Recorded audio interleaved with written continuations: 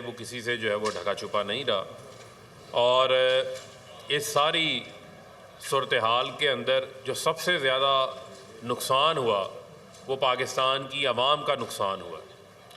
पाकिस्तान की आवाम को एक अच्छा खासा चलता हुआ मुल्क मिला था, जो कि जब से ये PDM यानी कि पाकिस्तान तबाही मूवमेंट बरसरे इक़्तिदार जो है वो लाई गई, और लाने वाले भी जो है वो अब सबकदोश होकर रिटायर हो चुके हैं, और ये सारी ज़िम्मेदारी जो है वो उनके ऊपर आयद होती है जिन्होंने ये तजर्बा किया, और ये तजर्बा नाकाम तरीन तजर्बा हुआ और पाकिस्तान की आवाम को इसके जो है वो असरात भुगतने पड़े और मुल्क जो है वो पीछे चला गया।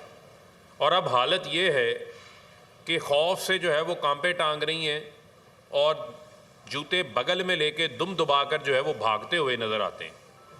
और वो भागने का एक जो आज ताज़ा वक़ूआ है वो आपके सामने है कि इस्लामाबाद के अंदर बल्दियाती इंतखाबात का जो है वो शेड्यूल अनाउंस हो चुका था।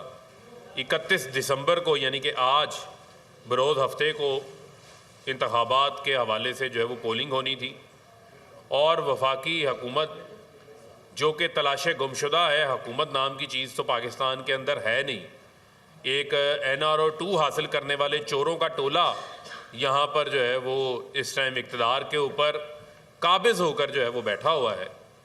वो पहले एक कानून साजी करते हैं, उसके पीछे छुप के इंतखाबात को मुलतवी करवाते हैं, और इलेक्शन कमीशन जो है वो उनके साथ मिल के सारे उस अमल को जो है वो अमली जामा पहनाता है। लेकिन इस्लामाबाद हाई कोर्ट के बेंच की तरफ से जो फ़ैसला आया, उस फैसले के ऊपर आज अमल दरामद जो है वो नहीं करवाया गया। लोकल बॉडीज़ के इंतखाबात करवाना ये पाकिस्तान के आइन के अंदर लिखा हुआ है, ये आइनी ज़िम्मेदारी है। आज उस आइनी ज़िम्मेदारी से पूरा करने से इलेक्शन कमीशन ने रूगर्दानी की है और हुक्म अदुली की है, और इलेक्शन कमीशन के साथ आपके इल्म में कि वफाकी हुकूमत का जो गठजोड़ है वो इससे वाज़े गठजोड़ और क्या होगा जो आज खुल के सामने आ गया है।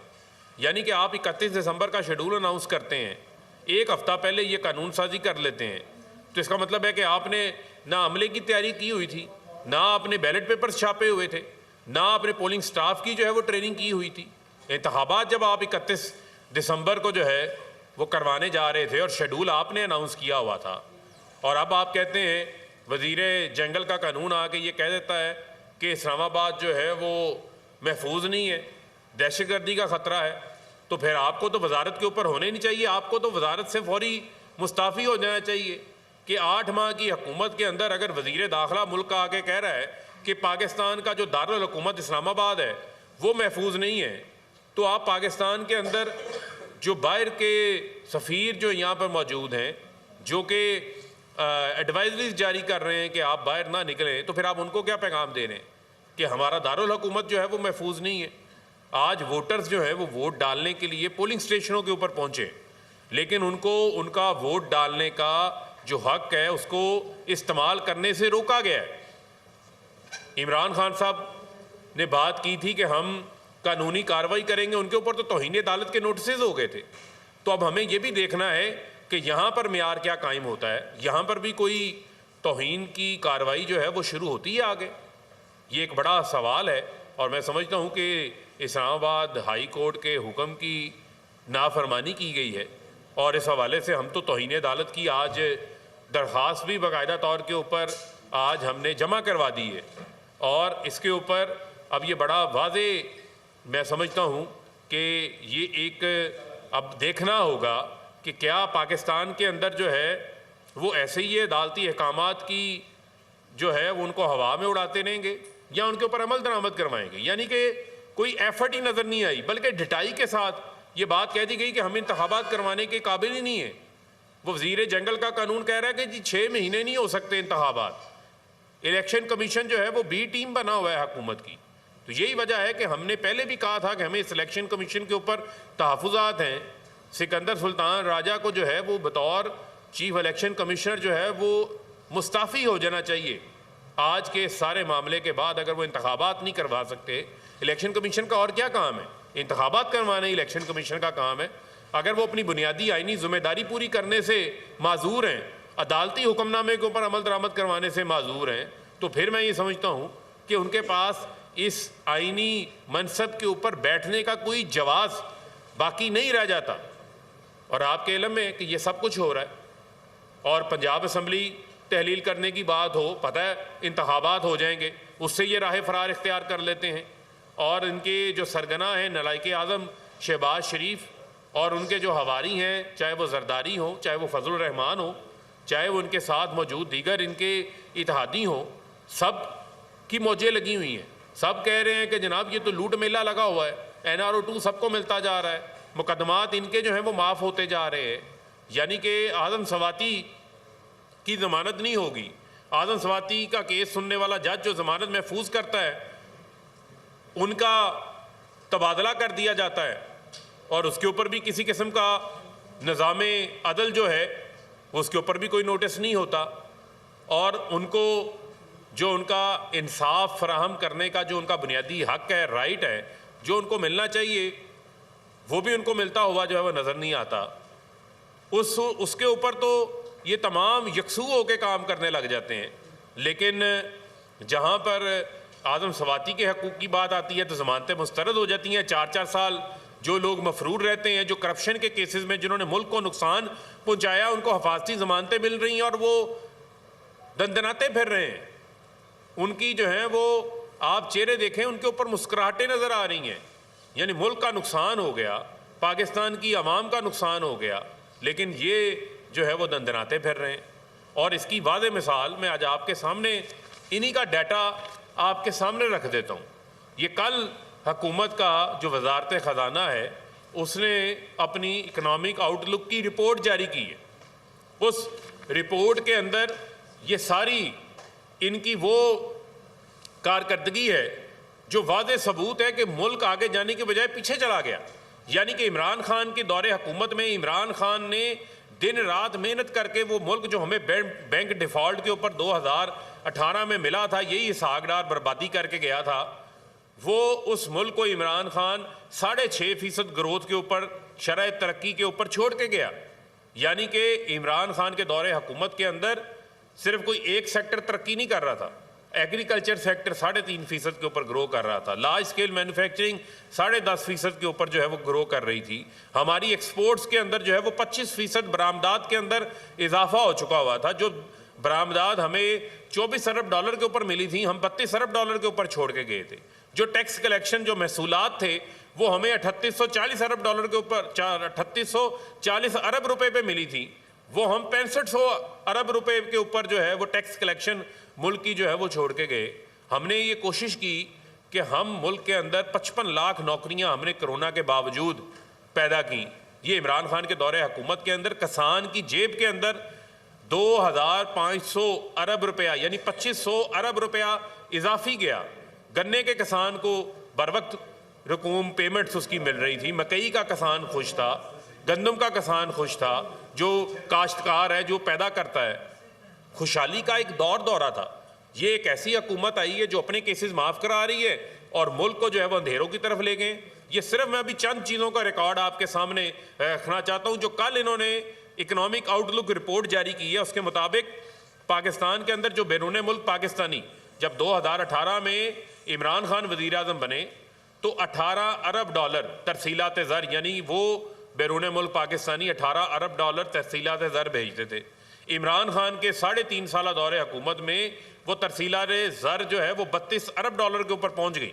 यानी कि 14 अरब डॉलर का 3-3.5 साल दौरे हुकूमत में हमने इजाफा किया था। आज वो बैरून मुल्क पाकिस्तानी जो तरसीलात ज़र है पिछले साल की निस्बत उसके अंदर 9.5% कमी है। ये इनकी माशी आउटलुक की जो रिपोर्ट है उसके मुताबिक नीचे आ गई है। यानी तरसीलात ज़र बैरून मुल्क पाकिस्तानियों ने पिछले साल का बनिस्बत इस साल जुलाई से नवंबर तक 5 माह के अंदर 9.5% कमी आई है। आगे आप पूरा जब साल मुकम्मल होगा इससे ज़्यादा कमी जो है वो नज़र आएगी। एक्सपोर्ट्स जो बड़ी बुनियादी चीज़ है पाकिस्तान के अंदर डॉलर्स लाने के हवाले से, उसके अंदर जो है वो इस रिपोर्ट के मुताबिक 2% उसके अंदर कमी आ गई है। आपके इल्म में यहाँ पे टेक्सटाइल सेक्टर जो बड़ी तेज़ी से ग्रो कर रहा था, आज वो टेक्सटाइल सेक्टर दुहाइयाँ दे रहा है। उनके जो पेमेंट्स हैं, जो उनके रिफंड्स हैं, वो स्टक हुए पड़े हैं। जो उनकी कॉस्ट ऑफ डूइंग बिजनेस है वो बढ़ गई, आज ताले पड़ गए हैं यहाँ पर। आज बड़ी बड़ी इंडस्ट्री बंद हो रही है यहाँ पर। इसके अलावा जो फॉरेन डायरेक्ट इन्वेस्टमेंट है, जो बराह रास्त किसी भी मुल्क के अंदर इन्वेस्टमेंट आती है, उससे भी डॉलर्स आते हैं। इसी माशी आउटलुक रिपोर्ट के मुताबिक उसमें तकरीबन 60% कमी हुई है, यानी 60% फॉरेन डायरेक्ट इन्वेस्टमेंट नीचे आ गई है। अब जब चोर इक़्तिदार में बैठे होंगे, जो खुद NRO2 ले रहे होंगे, जो नैब तरामीम करके पापड़ वाले फलूदे वाले के नाम पर लूटी हुई दौलत से अपने आप को जो है वो छुटकारा हासिल कर रहे होंगे, तो कौन बैरून मुल्क पाकिस्तान से ला के यहाँ पर इन्वेस्टमेंट करेगा, जहाँ पर जो है वो रूल ऑफ लॉ नज़र नहीं आएगा, जहाँ पर ताकतवर बैठ के खुद अपने आप को कानून से ऊपर समझेगा, तो कौन इन्वेस्टमेंट लेकर आएगा।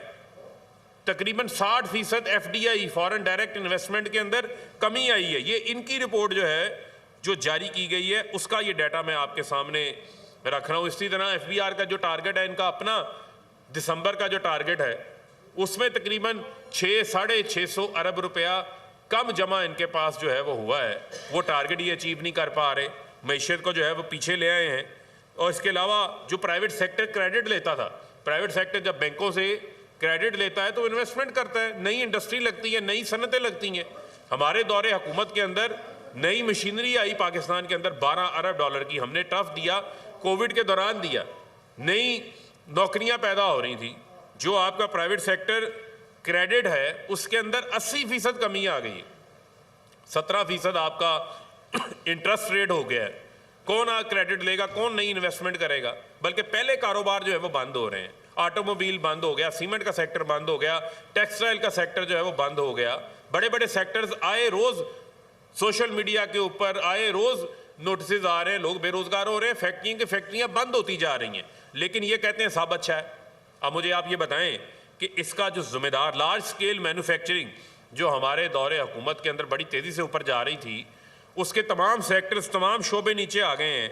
और उसके अंदर तकरीबन जो है वो वाज़े कमी लार्ज स्केल मैन्युफैक्चरिंग के अंदर जो है वो नज़र आ रही है, हर सेक्टर के अंदर नज़र आ रहा है। ये इकनॉमिक आउटलुक की रिपोर्ट जो कल मीडिया को इन्होंने वजारत ख़जाना ने खुद पब्लिश की है, ये भी उसका डाटा है।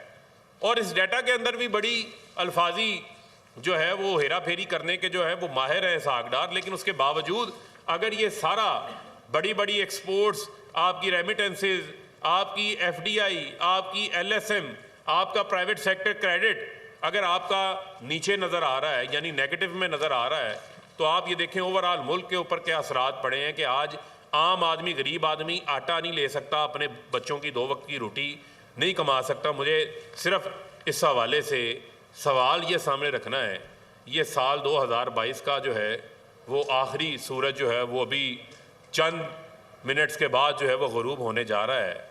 इसका ज़िम्मेदार कौन है जो पाकिस्तान को इस हालत के ऊपर, इस नहज के ऊपर ले आया है? हमें कोई अपने इक़्तिदार की फ़िक्र नहीं है, या हमें को अपनी ज़ात का गम नहीं है, को हमारे बच्चों ने बाहर बैरून मुल्क लंदन में महलात नहीं बनाए हुए, अरबों डॉलर्स के कारोबार नहीं कर रहे, हम उसके लिए जिद्दोजहद नहीं कर रहे। इमरान खान की तो सारी जिद्दोजहद अवाम के लिए, इमरान खान के ऊपर तो कातलाना हमला करवा देते हैं आप लोग। तो ये अवाम ये सवाल